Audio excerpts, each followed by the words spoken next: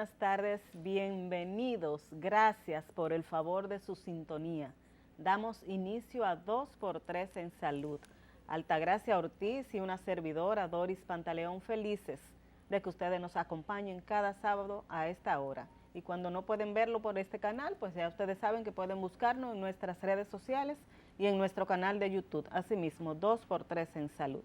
Hola Tati, ¿cómo estás tú? Buenas tardes, Doris. Sí, agradeciendo siempre ese reporte de la sintonía de la gente con cada una de nuestras entregas, preparada como siempre con muchísimo cariño para todos ustedes. Doris, y después de esta expresión de alegría y satisfacción, pues expresar también nuestra preocupación, igual que buena parte de la sociedad dominicana, de la comunidad médica, y yo diría que hasta de las mismas autoridades con respecto a esta epidemia de dengue que estamos viviendo en este momento. Así es. Epidemia, sí, ya es epidemia, aunque las autoridades no lo declaran todavía no lo han bautizado, como dicen. Pero sobrepasamos la cantidad de casos esperados con el enorme subregistro que tiene el dengue en el país. Así es una situación lamentable en nuestros hospitales, sobre todo los pediátricos, porque recordemos que el grupo más vulnerable del dengue son precisamente los menores de 19 años, porque son los que menos han tenido contacto con los diferentes serotipos que tiene el dengue.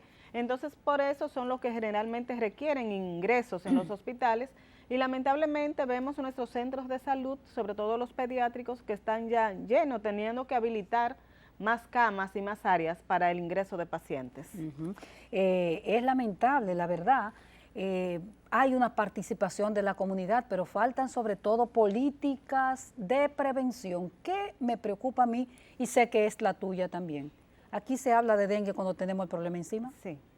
Entonces, el dengue es una enfermedad previsible. O sea, tú sabes que toca una epidemia. Es endémica, lo tenemos todos los años. Es endémica y sobre todo cada 2 o 3 años viene el brote enorme. Entonces, ¿por qué no? Todo eso está estudiado. Todo eso está estudiado, aquí no hay nada que averiguar sobre eso. Nosotros tenemos unos años en esto y recordamos que cuando el pico de la epidemia subía al último, entonces venían con unos consultores, ya por lo menos no los traen, con unos consultores internacionales de países que tienen igual de dengue que nosotros. O que quizá no tienen. O que tal vez no tienen. Entonces, preocupante que tomemos las medidas cuando tenemos el problema ahogándonos. Ojalá que este dengue no cobre más muertes. La semana pasada se habló de 27 muertes en investigación. Sabemos que son muchas más. Sabemos que son muchas más. Y dicen que 5,000 y pico de casos es mucho más, porque hay un subregistro enorme de esta enfermedad. El subregistro es muy grande y lamentablemente tenemos todo, como dices tú, no es solamente una responsabilidad de las autoridades que la tienen, porque tienen que todo el año, no esperar, como dices tú, estos picos, programas permanentes de educación, de prevención, porque sabemos que sobre todo para estas fechas, las lluvias y el calor son dos caldos de cultivo para el crecimiento del mosquito, el reproductor del dengue, que sabemos todos, que todos lo sabemos que es el Aedes aegypti, pero como sociedad, como familia, jugamos un papel preponderante para evitar que en nuestros hogares haya personas que se enfermen de dengue o que se reproduzca el mosquito. ¿Cómo podemos hacerlo? Con la limpieza. Así es. Vamos a revisar, cada vez que llueve, vamos a revisar a nuestros alrededores de la casa, a ver si hay un vaso plástico, si hay una goma, si hay cualquier envase que acumule agua, porque sabemos que en una gotita de agua, en cualquier pocito de agua que se acumule en un vaso, en algo limpio, que esté limpia, puede reproducirse el mosquito. Y también, lamentablemente, nuestros hogares tienen que almacenar agua para el consumo doméstico. Entonces, esa agua, esa es la que tenemos que tapar bien y estarla vigilando. Y si hay que cambiarla cada cierto tiempo, cambiarla, para evitar que se reproduzca el mosquito. Porque siempre hemos dicho que el mosquito Aedes aegypti, a través del cual se transmite el virus del dengue, es con parón. Entonces a él le gusta el agua limpia, es la mosquita la que pone los huevos, ¿verdad? Así es. Pero la otra parte, porque no vamos de epidemiología vamos a hablar en un momentito con nuestro invitado, la otra parte es, si una vez usted ve que el niño, sobre todo el niño, por lo que decía Doris, que son los más vulnerables, está con fiebre alta, que le tiene los ojos rojos, enrojecidos los ojos, con dolor muscular, entonces no pierda tiempo. Sabemos que aquí no se pierde tiempo ya. La gente va al médico. La gente le tiene miedo a las fiebres, inmediatamente acude al médico.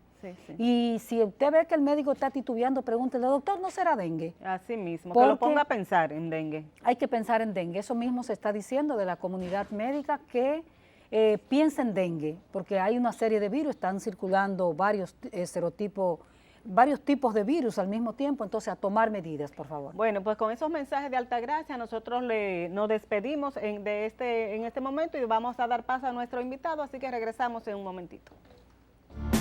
2x3 en salud.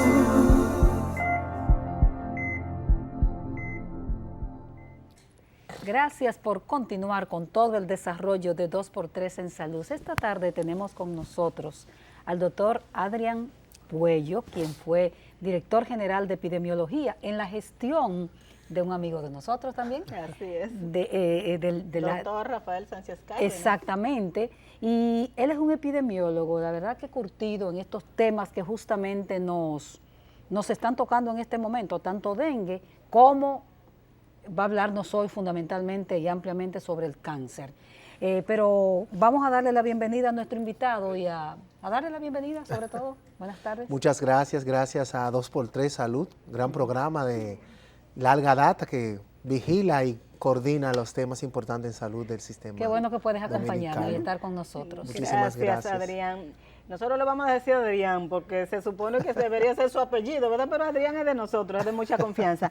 Adrián, queremos empezar contigo. Adrián es el director del director del Departamento de Investigación del INCAR, del Instituto Nacional del Cáncer, y vamos a hablar de todo ese estudio que ustedes acaban de mostrarle a la opinión pública sobre cáncer, lo que está pasando. Pero primero, Adrián, queremos empezar por el dengue. Hay una gran preocupación en el país, tanto de las autoridades como de toda la comunidad médica y de la sociedad en general, sobre el gran aumento de casos de dengue. ¿Cuál es la realidad? Tú que eres epidemiólogo y sabes por dónde podría ir caminando esta curva. Sí, ciertamente la vigilancia epidemiológica se observa el comportamiento y sabemos los momentos, los brotes y los picos, por así decirlo. Ya ustedes conocen que en República Dominicana esta es una enfermedad endémica. Y al ser endémica vamos a tener casos durante todo el año. ¿Qué significa la palabra endémica para nuestro Sí, público? endémica significa que es una enfermedad propia de un país. Por tanto, circula durante todo el año, todo el tiempo. No es una enfermedad importada, no es que va a haber un caso ahora y mañana no. Dice que la trajo un turista. Y que la trajo un turista y se fue con él, no. Esa enfermedad vive con nosotros. Y vive con nosotros porque el vector, el mosquito Aedes aegypti, es también endémico de República Dominicana. Es un mosquito que es de toda la región de Latinoamérica, pero que vive con nosotros. Así que el comportamiento del dengue sabemos cuándo va a ocurrir, se puede prever los brotes y para eso existe un sistema de vigilancia epidemiológica que deberíamos ponerle más atención. ¿Desde cuándo debería República Dominicana, sabemos que todos los años tenemos este problema, ¿verdad?, empezar estas acciones predictivas y de prevención? Así es. Bueno, justamente mi mensaje va dirigido en esa dirección. Debe ser todo el año. Porque aunque tengamos pocos casos en ciertos periodos, vamos sabiendo que se van acumulando. Y lo que está pasando ahora mismo es justamente esa post-pandemia COVID, donde hubo restricciones de movimiento, la persona en la casa, mayor vigilancia, y el mismo COVID enmascaró otras enfermedades. Pues ahora lluvias, post-tormentas, post-COVID y poca vigilancia han aumentado el número de casos de manera increíble en estas últimas 6 semanas. Así que no es sorpresa, las autoridades debieron estar más pendientes a este aumento de brote epidémico. ¿Qué es lo que tenemos en este momento? Sabemos que los hospitales están reportando que ya ni siquiera tienen camas. ¿Cómo se llama lo que estamos viviendo en este momento? Bueno, a nivel epidemiológico podemos hablar de un brote. Este brote debe ser estudiado y comparado en el tiempo para saber si realmente supera en número con relación a los últimos años. ¿Cuántos años? ¿5? Sí, 5. Se acostumbra a estimar entre 5 y 7. Los sistemas mejoran cada vez más y tenemos data específica por día, pero ahora mismo estamos viviendo un brote. Y este brote, lo que tenemos que vigilar es cuáles serotipos, si son los mismos de siempre que República Dominicana ha tenido, o si una nueva, no variante, sino un nuevo serotipo que se está reactivando. Dijo el viceministro que es el serotipo 3. Así es. Tenemos 4 tipos de dengue, bueno que la población lo conozca, y en República Dominicana circulan los 4, de eso no hay dudas. Pero por periodos podemos tener el 3 o el 4 o el 2, que circulan de manera más frecuente. ¿Por qué piensas tú como estudioso de estos fenómenos, de estos problemas de salud, que no por lo general, porque nosotras sí que tenemos mucho tiempo en esto y hemos visto de todo, por lo general se le cae encima al problema, se le anda atrás al problema cuando ya está? Porque no existe esa cultura. Así es. Yo siento que no existe esa cultura de estar previendo a cada vez. Es decir, que adelantarnos semanas o meses a los eventos relacionados con vigilancia epidemiológica. Porque ya sabíamos, si la población puede mirar en pantalla, que vamos a colocar estas imágenes, el boletín epidemiológico es un reporte diario y semanal y mensual. Por tanto, es una curva que yo puedo ver que cada día va aumentando. Y hay un personal vigilando Y hay un eso, personal ¿verdad? para eso. Hay más de 1.200 unidades de atención primaria a nivel nacional que reportan los casos febriles. Porque recuerden que el dengue se vigila primero como fiebre. Entonces, si yo tengo el síndrome febril aumentando, lo correcto es que el sistema se active y vaya a identificar qué es o cuál es la fiebre. La fiebre puede ser por otras causas. Pero si es dengue, de una vez hacer pruebas genéticas para saber cuál serotipo y a tomar acciones comunitarias. ¿Qué se puede esperar? Estamos ya en septiembre, Sí. estamos en un pico bien Así alto del es. dengue, pero ¿hasta qué mes del año generalmente esas predicciones que ustedes siempre hacen podemos esperar que sigan aumentando los casos? Pues sin intervención y con lluvias, con agua, porque ¿Cómo se prevé lluvias? el tema de agua, ustedes saben que es una realidad, no es un Sí, secreto, ¿no? las Si no hay dificultades. agua potable, agua de la llave en las casas de las personas, mientras haya tanques, reservorios de agua, acúmulo de agua limpia sobre todo, va a haber reproducción del mosquito y va a haber transmisión comunitaria, que es lo que estamos viviendo ahora. Así que se prevé que estos brotes se extienden por semanas, incluso meses, si no se toman medidas de control Podría inclusive actualmente. cruzar, diría yo, Yo no al creo año que próximo. llegue hasta el 2024, ya que también en Dominicana hay un cambio climático casi siempre a final de año y no creo que Se pone fresca la temperatura. se pone fresca, las personas ya se ponen en otro ambiente. Pero sí todavía podemos esperar unas Yo creo que se va a cuantas extender, semanas sí, más. puede llegar hasta diciembre, sí puede llegar hasta diciembre, pero hay que vigilar. Pero este clima, perdón, Sí, antes para que sigas abundando ahí, este clima que llueve, hace sol, Hace calor. eso hace calor, eso hace que se reproduzca. Bueno, ahí el los mosquito. entomólogos son entomólogos. expertos explicando el tema del ciclo vital del mosquito, que es importante resaltarlo. Y con relación a tu pregunta, demasiado importante, ¿hasta cuándo va a llegar?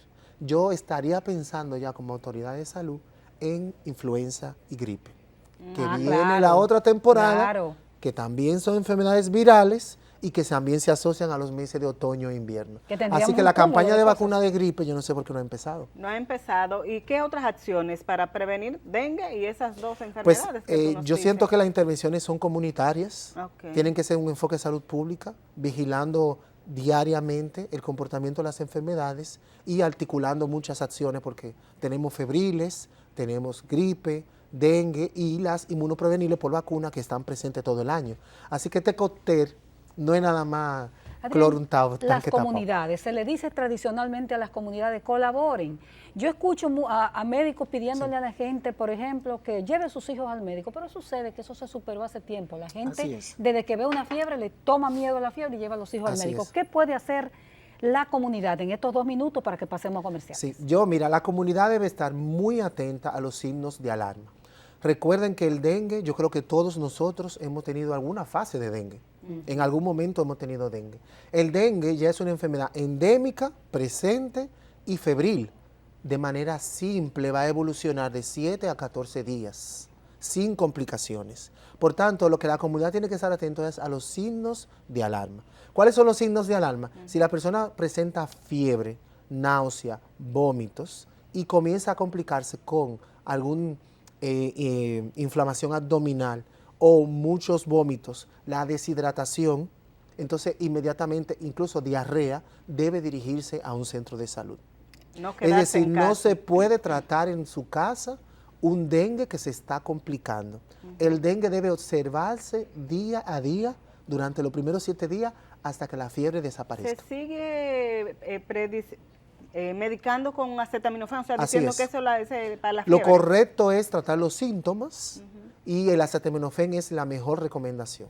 No, por favor, ninguna aspirina, ni ningún otro medicamento, ni antibióticos, que el dengue no es una bacteria, no necesita antibióticos, lo que necesita es mucha hidratación, agua, mucho reposo y acetaminofén para controlar la fiebre. Doctor, vamos a pedir su anuencia. Nos vamos a unos mensajes comerciales. Cuando lleguemos, cuando regresemos de la pausa, entonces cerramos el tema dengue y nos vamos a las investigaciones de cáncer que ustedes acaban de concluir en el Instituto Nacional del Cáncer Rosa Tavares.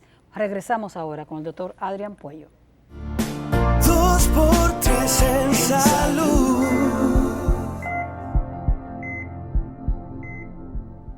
Seguimos conversando con el doctor Adrián Puello. Adrián es el director de investigación y tiene otro cargo más en el Instituto Nacional del Cáncer, como había dicho Altagracia.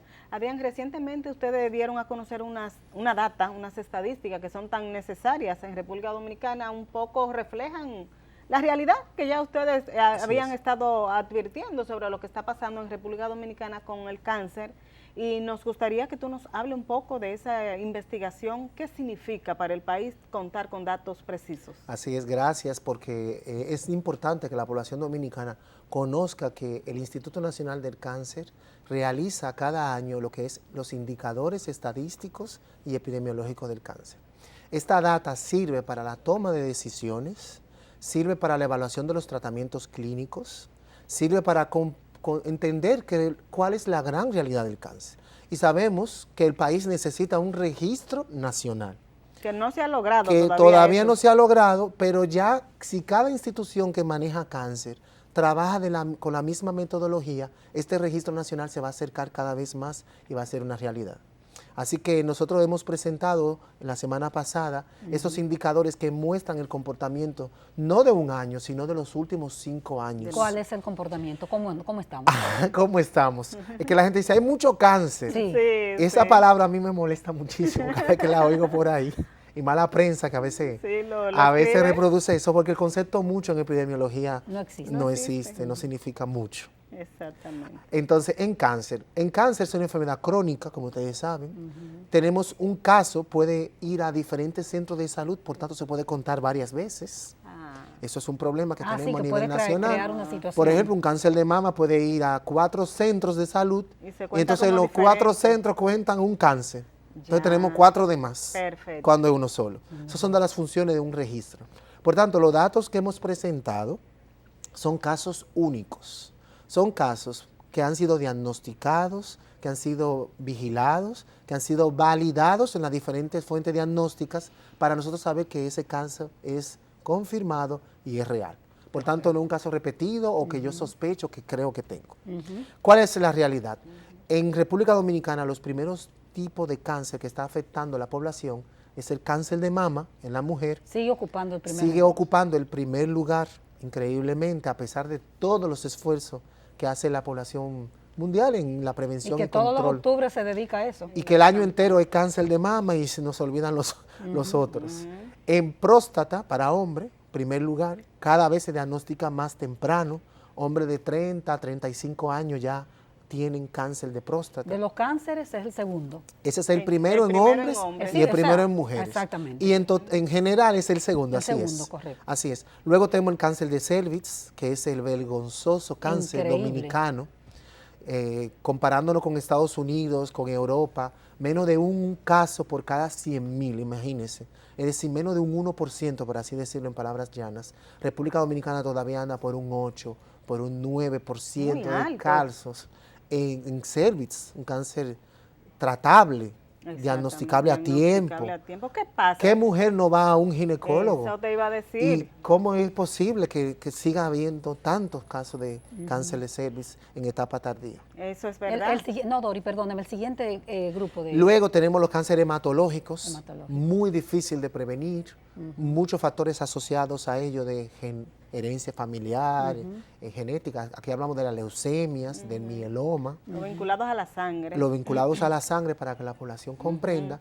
Y por último, y no menos importante, el cáncer de pulmón. Sí. Sigue siendo alto en República Dominicana. ¿Y letal? Y sigue creciendo el diagnóstico porque ahora se está identificando más fácil. Y según las estadísticas de ustedes, afecta a hombres y mujeres. O Así sea que- es, de manera indistinta. Mucha gente dice, no, pero yo no fumo. Solamente no es no fumar. Si vivo en un ambiente donde hay fumadores, expuesto a fumadores, ya estoy en riesgo. Si hay alguien que fume juca, vape, ¿El vapeo? vapeo, todos esos son factores de riesgo importantes para el cáncer de pulmón. ¿Y se está viendo en más jóvenes también el de pulmón o ya son edades más avanzadas? Todavía están llegando en edades más avanzadas, pero daños pulmonares sí se ven en etapas tempranas. Porque hay otro mito también que la gente dice, ya yo dejé de fumar, pero usted se expuso durante 10, 15, 20 años el cigarrillo y que ya yo no fumo. Sí, pero usted yo fumó lo dejé. ya yo lo dejé.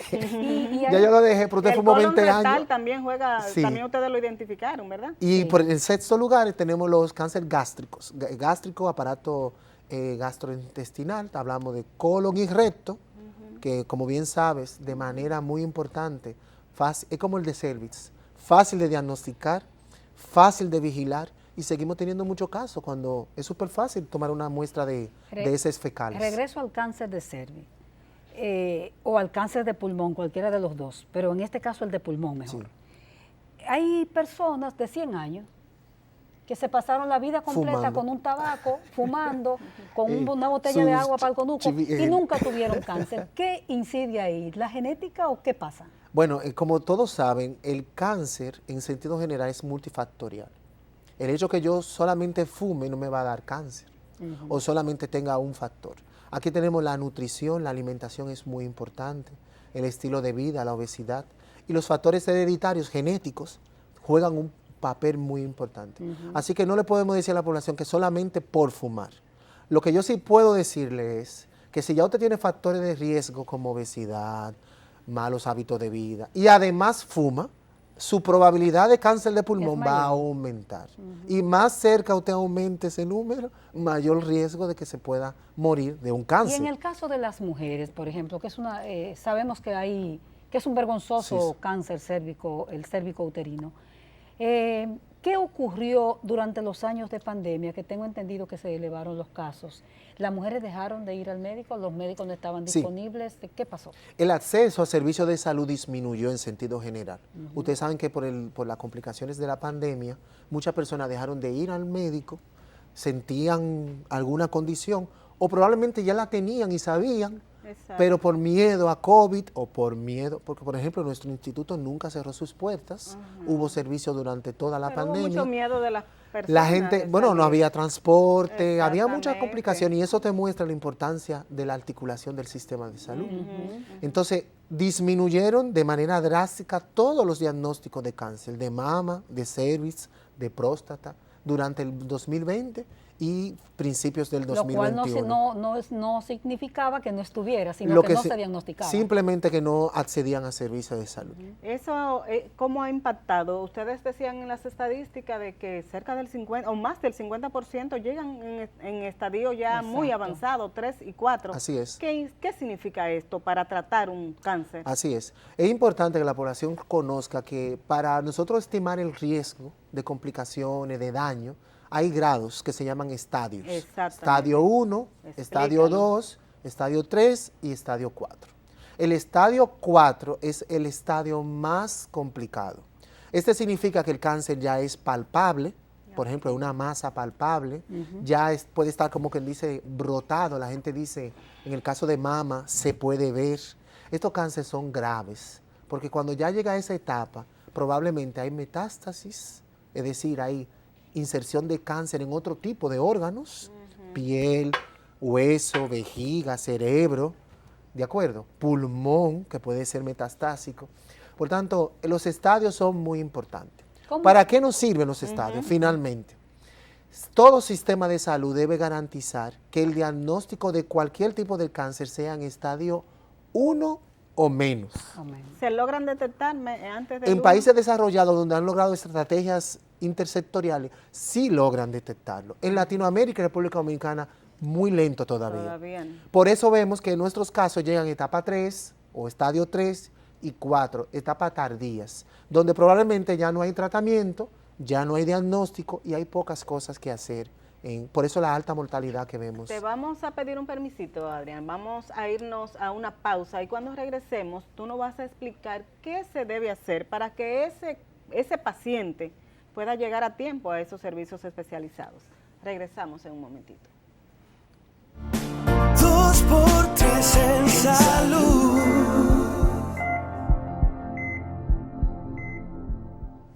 Gracias por continuar con el desarrollo de este programa. Doris dejaba la pregunta en el tintero de qué hacer para que la población, la gente, más que la población, la gente directamente, usted, llegue a tiempo a un lugar y no forme parte de las estadísticas de que llegó en etapa 3 y etapa 4, Claro. Doctor. Mira, la Organización Mundial de la Salud ha establecido como buenas prácticas de lo que, porque nadie tiene la solución perfecta para el diagnóstico temprano, además que hay un sistema costoso y todo eso. Lo que la población yo creo que sí puede hacer, depende de sus medios económicos, es siempre estar atento al buen estado de su salud. ¿Y cómo lo puede hacer? El sistema de salud debe garantizarle servicios. Le doy un ejemplo. En países nórdicos, en Noruega, en Dinamarca, a las niñas a partir de los 16 años le llega una carta a su casa, una carta diciéndole, te toca consulta, tu primera consulta ginecológica, por favor. Y eso se entra a un sistema donde alguien le va a dar seguimiento durante largo plazo. Porque yo no puedo dar una consulta, una mamografía, no tiene nada, tiene un nódulo chiquitico, no pasa nada. 20 años después viene con un cáncer avanzado. Claro. ¿Cómo se dice? Esa brecha es que tenemos que disminuir en el sistema dominicano. ¿Cómo lo podemos lograr? La atención primaria yo creo que es una de las soluciones. Sí, Dios, la famosa atención primaria. Es decir, tenemos que estar cercanos a la población en el diagnóstico temprano. Decía, perdóname, la semana pasada el doctor Jeffrey Lazarus. Sí, Lazarus. Que entrevistamos, Doris y yo, decía, somos muy dados a los grandes centros. Claro. O sea, tenemos un centro grande, Yo pero estoy en no contra de eso. atendemos esa atención primaria que tú hablas. Así es. Y esa atención primaria que funcione, Adrián, porque decía el doctor Ramírez, el día que ustedes dieron a conocer estos datos, que se dan casos de que le hacen el papá Nicolau a la mujer y lo guardan ahí. Si la mujer no vuelve a procurar, no hay forma de devolverse. No hay manera de que se enteren o que ella pueda saber de que tiene una situación que debe tratarse. Y por eso que las estadísticas dominicanas llaman tanto la atención de los organismos internacionales. No somos un país pobre. Ya no somos pobres. No. Somos un país con una gran infraestructura de salud. Sí. O sea, tenemos muchísimos profesionales de salud, 19 escuelas de medicina, tenemos mucha tecnología. ¿Dónde que no hay médico y dónde que no hay tecnología? Entonces, ¿por qué es que no logramos articular con pocos recursos una atención primaria de calidad que pueda vigilar en el tiempo y dar seguimiento hasta la atención especializada? No queremos más casos en el Instituto Nacional del Cáncer. Queremos más casos en las unidades de atención primaria, en los hospitales municipales y en las provincias detectado a tiempo. ¿Y la mortalidad, eso es lo que yo espero. Adrián? ¿Cómo ronda la mortalidad? Bueno, en nuestro instituto y en los 5 años que vigilamos es muy alta. Es muy alta y aquí sí podemos hablar de números importantes y es relacionado a lo que ya decíamos. Si llegan en etapa 3 y etapa 4, grado cáncer avanzado, ¿qué tú crees que va a pasar con estos casos? No queremos que el Instituto Nacional se convierta en un mortorio donde la gente vaya a morir. ¿Ustedes quieren dar soluciones? Queremos aportar en las soluciones del diagnóstico temprano, en la prevención, para lograr llevar esa tecnología lo más temprano posible. Y ojalá que fuera que el instituto estuviese vacío. Totalmente. Vacío y que estuvieran llenas las unidades de atención primaria, Así es. las 1000 y pico que tú dices que hay. Así es. Que estuvieran llenas de mujeres y hombres tratándose, revisándose y preocupándose por su salud. Por ejemplo, ese caso de Noruega que tú hablas, debe ser un orgullo vivir en un país así. Claro. Debe ser un orgullo que tú sepas que hay una preocupación, pero hasta países como Cuba. Sí, lo logran, países como Cuba lo logran. Países como Cuba, su gran logro es la atención primaria. Uno de los grandes logros de ese modelo de revolución ha sido la atención primaria, preocupado por la parte de la salud de la gente. Así es. Así es. Yo no sé cómo definitivamente hay que lograr que el sistema se haga responsable de la salud de la comunidad. Exactamente. Porque si en un pueblo, una provincia, se logra detectar algo, es que esa unidad de atención primaria, ese hospital, esa dirección provincial debe ser responsable, Y darle no digo seguimiento a ese legal, paciente. pero debe ser responsable de ese paciente hasta el final. Sí, hasta su Entonces yo tratamiento. no puedo tener en el INCAR, en el Instituto Nacional y en Santo Domingo la responsabilidad de todo el país. todo el país. Cada provincia debe hacerse De un responsable paciente que viene de de su un población. paciente que viene de Elías Piña, por Exactamente. ejemplo. ¿Y de qué está ser- haciendo el de Elías Y de Piña? que ser el instituto que es de tercer nivel, Sí, o, ¿verdad? así O es. cuarto nivel, tercer nivel, que sea quien diagnostique. Se supone que cuando llegue allá ya sea a tratarse. Venga con por lo menos con las altas sospechas Sí, bien, sí, bien a descartar o Esta o semana me comprobar. decía un médico, era hablando creo que de dengue, me decía, es que no, hay un problema en la formación de los recursos humanos también, que es como en la genética, en la formación del médico. O sea, yo trato, pero yo no soy responsable de tu salud. O Sí, sea, porque no es más que formación, es una desvinculación del mismo sistema.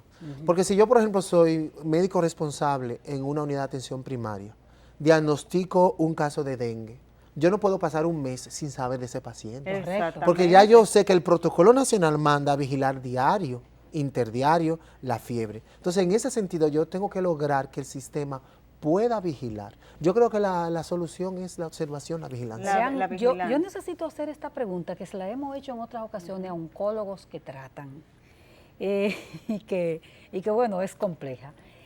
El tema del cáncer, hay quienes hablan, yo he visto hasta conferencias internacionales, de que forma parte de los intereses de la industria farmacéutica y que por eso no hay solución a la cura definitiva del cáncer. Como estudioso, te lo pregunto porque hay cantidad de gente Claro. que estará pensando también en eso.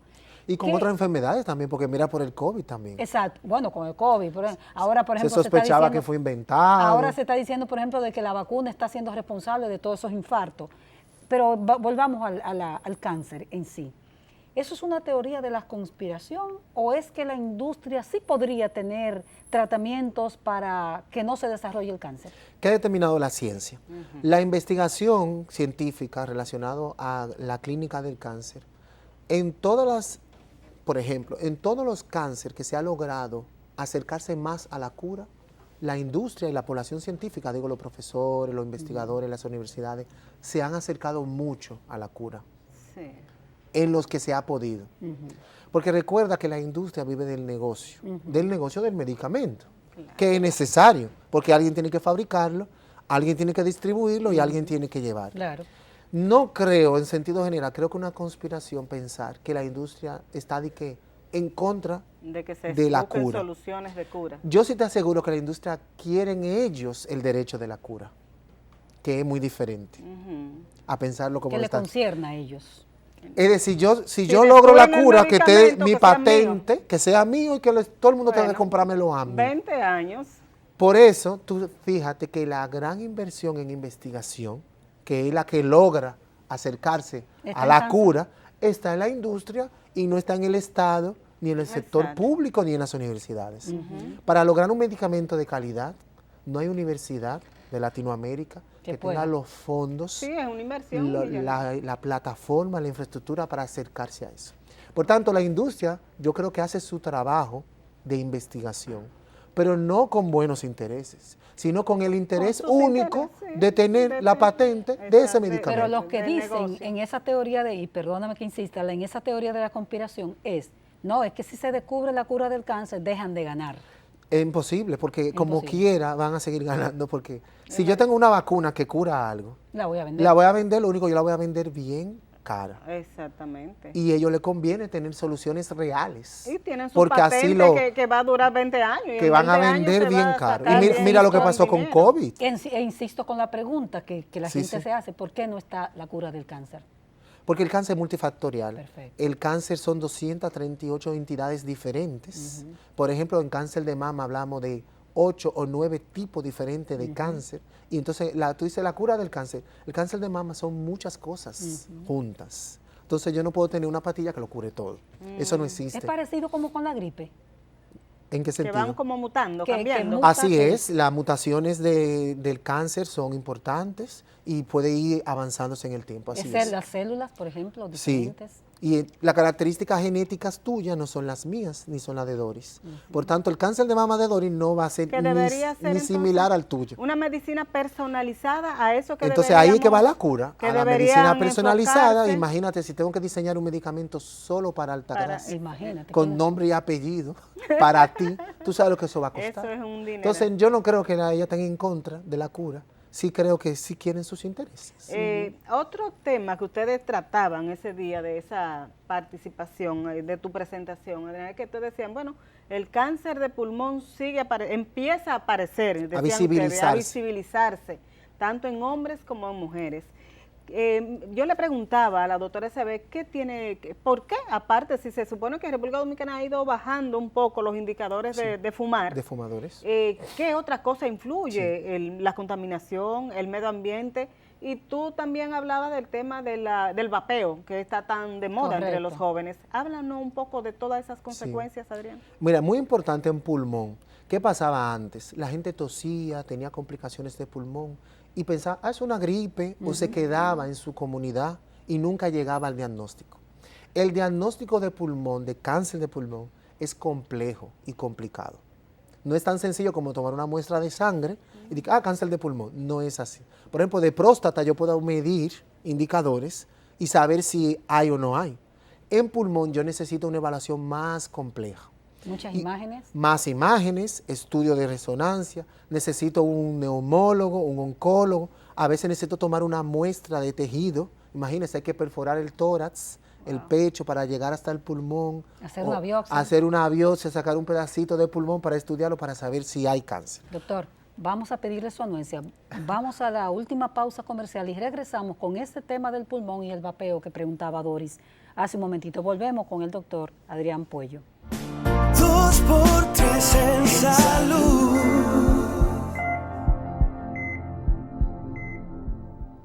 Seguimos hablando de este interesante tema del cáncer con el doctor Adrián Puello, investigador y quien dirige el Departamento de Investigación del INCAR, el Instituto Nacional del Cáncer. Vamos a seguir hablando del cáncer de pulmón y de las implicaciones que tiene el vapeo en nuestros jóvenes. Adrián. Sí, yo mencionaba que, por ejemplo, no es lo mismo una presencia de cáncer en un pulmón sano o un pulmón con menos complicaciones que una persona con vapeo.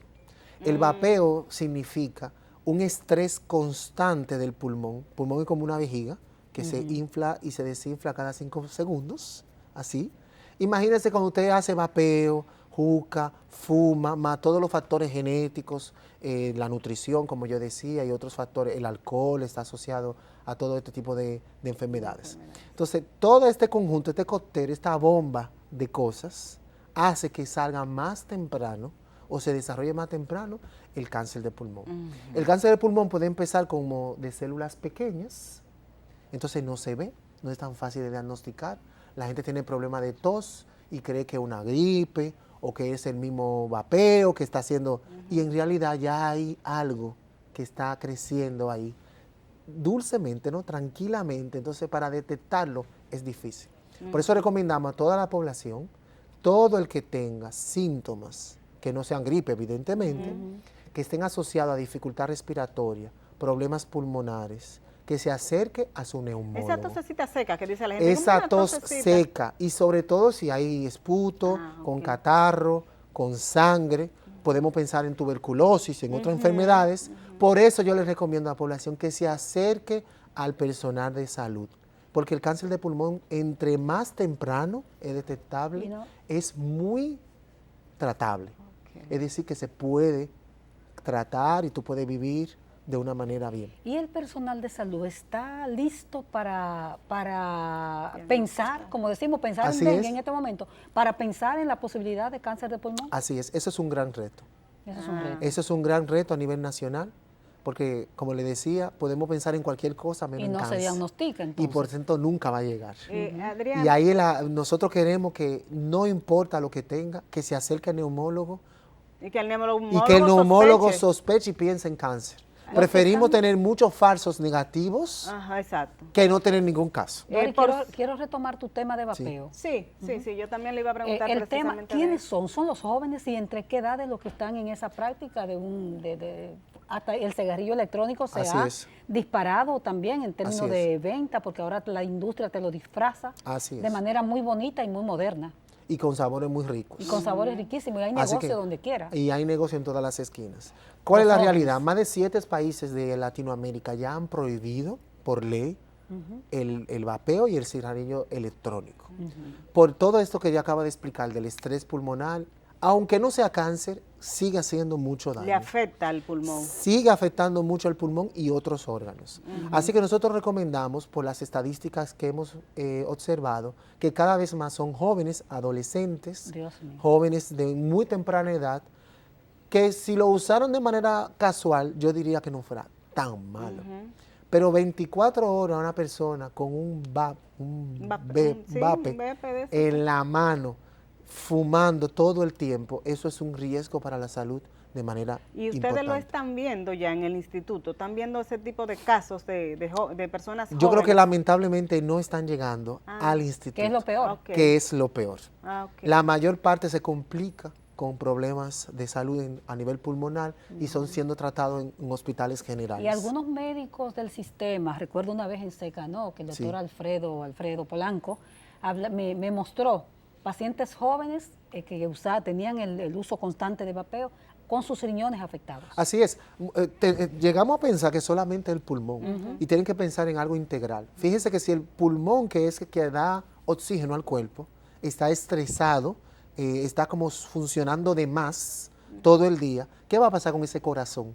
También va a Con el estar... cerebro. Y el cerebro que le va a llegar menos oxígeno. Y los riñones que tienen que hacer todo este sistema de filtración. Así que la población tiene que entender que eso no es nada bueno en ninguno de esos O aspectos. sea que no es solamente cáncer, puede dar infartos Así es. cardíacos, puede Daños dar renales. daños renales, infartos Cerebrales, cerebrales. así es. O sea que el riesgo es alto. Y circulatorio, porque imagínense, toda la sangre pasa por el pulmón para oxigenarse. Entonces usted ve un adolescente obeso, mala dieta, consume alcohol y además un vape constante, eso es una bomba de Pero tiempo estabas a hablando- corto plazo. Estabas hablando de 7 países que han prohibido. Sí. ¿Nos puede mencionar algunos? Me imagino que está Costa Rica con su Sí, sistema de salud. sí. Entonces, También ¿no puede- Chile, Chile. ya tomó las medidas a nivel del Ministerio de Salud de la prohibición del cigarrillo electrónico. Entonces es política pública. Es alrededor política de eso. pública. Y que se cumplan, porque aquí se ha prohibido, por ejemplo, el uso de la juca, Así de es. este dispositivo en lugares Públicos. y se Y se siguen sigue usando. usando. o sea, Sí, así es. que es ahí que está Pero yo la- creo que si por lo menos la política decide la prohibición, la venta va a ser más complicada Bajaría más. y va a ser más difícil. Bueno, cuando uno ve, por ejemplo, reportajes del ejercicio de la medicina de manera ilegal en el país Uno y de ya la dice- usurpación, que aún denunciando los medios de comunicación y todo eso, vuelven y se reinstalan, uno diría que se necesita un régimen de consecuencia fuerte. Más importante. Así es. Un régimen de consecuencia fuerte. Yo no quiero que dejemos, Doris, cerremos el programa, que terminemos el programa sin ver el tema del cáncer en la población infantil. Es un tema que Sí. a Doris siempre le ha impactado mucho y que preocupa porque es lo más vulnerable. Así ¿Cómo es. qué han visto ustedes? Nosotros en el último indicadores estadísticos y epidemiológicos del Instituto Nacional del Cáncer mostramos el comportamiento del cáncer infantil. Y de ahí, de hecho, la doctora Wendy Gómez, experta en cáncer infantil, nos aporta mucha data de calidad. Al igual que en adultos, los factores de riesgo en niños están muy asociados a síndromes hereditarios, comportamiento genético. Esa primera etapa de la vida, donde hay desarrollo de cáncer, está asociado mucho a factores de la madre y de los padres. Perfecto. ¿Qué tenemos que hacer? Yo creo que la atención perinatal es primordial. El diagnóstico temprano aquí sí se puede lograr, porque si yo vigilo un embarazo de manera adecuada y sé los factores de los padres, pues yo puedo estar más prevenido a el producto, al niño, a tiempo. Así que lamentablemente hay cáncer en niños que van a decir son casi inevitables, aparecen antes de los 5 años. Oh, Dios, qué duro eso. Es muy difícil hacer pruebas especiales, específicas para cada tipo de cáncer. Pero lo más importante es que el país ya tiene un plan nacional para la prevención y vigilancia del cáncer infantil, que fue un esfuerzo, como le dije, de la doctora Wendy con todo el equipo de Robert Reed, el INCAR, Sí, la Fundación Sayud. mucho en ese Se ha avanzado sentido. mucho y de hecho ya se va a inaugurar un área especializada solo para cáncer infantil ¿En el INCAR? en el Instituto Nacional del Cáncer, Ah, con qué el bueno. apoyo de la primera dama. O sea, se está trabajando en eso. Así que el cáncer infantil no está abandonado. Sí, es verdad, La es verdad. población lo que sí debe estar atenta a que si su niño recién nacido, infante, antes de los 5 años, presenta cualquier anormalidad, debe dirigirse a su pediatra.